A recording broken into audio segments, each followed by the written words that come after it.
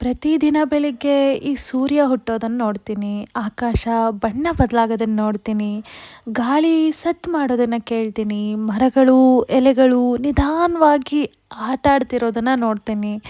ಆಗ ನನಗೆ ಒಂದು ಪ್ರಶ್ನೆ ಬರುತ್ತೆ. ಏನು ಅಂದರೆ, ಈ ಪ್ರಕೃತಿ ಯಾವತ್ತಾದರೂ ತಡವಾಗಿ ಬರುತ್ತಾ ಅಂತ.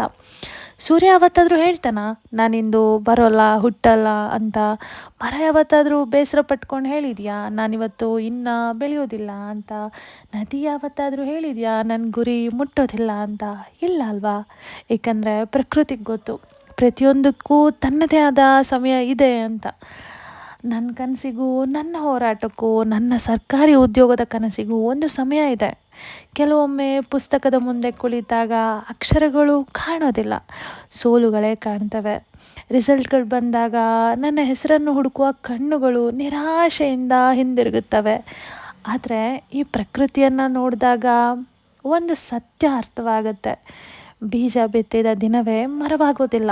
ಅದು ಮಣ್ಣಿನೊಳಗೆ ಕತ್ತಲಲ್ಲಿ ಹೋರಾಡುತ್ತದೆ, ಮಳೆಯ ಜೊತೆ ಹೋರಾಡುತ್ತದೆ, ಗಾಳಿಯ ಜೊತೆ ಹೋರಾಡುತ್ತದೆ. ಆಮೇಲೆ ಒಂದು ದಿನ ಅದೇ ಬೀಜ ದೊಡ್ಡ ಮರವಾಗಿ ನಿಲ್ಲುತ್ತದೆ ಅಂತ.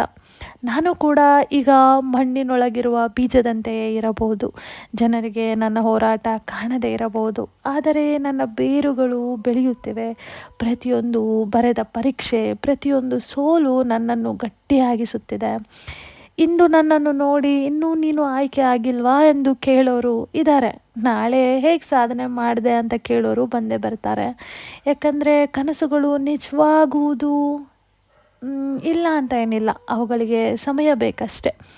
ಈ ಸೂರ್ಯ ಉದಯಿಸಿದಂತೆ ನನ್ನ ಜೀವನದಲ್ಲೂ ಒಂದು ದಿನ ಬೆಳಿಗ್ಗೆ ಬರುತ್ತದೆ. ಆ ಬೆಳಿಗ್ಗೆ ಮೊಬೈಲ್ನಲ್ಲಿ ರಿಸಲ್ಟ್ ತೆರೆದಾಗ ನನ್ನ ಹೆಸರಿನ ಮುಂದೆ ಸೆಲೆಕ್ಟೆಡ್ ಎಂದು ಬರುತ್ತದೆ.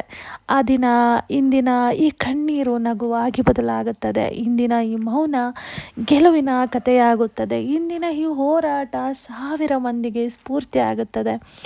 ಆದ್ದರಿಂದ ಇಂದು ನಾನು ಆತುರ ಪಡುವುದಿಲ್ಲ. ಪ್ರಕೃತಿಯಂತೆ ನಾನು ನನ್ನ ಕೆಲಸ ಮಾಡುತ್ತೇನೆ, ಸೂರ್ಯನಂತೆ ನೀವು ಕೂಡ.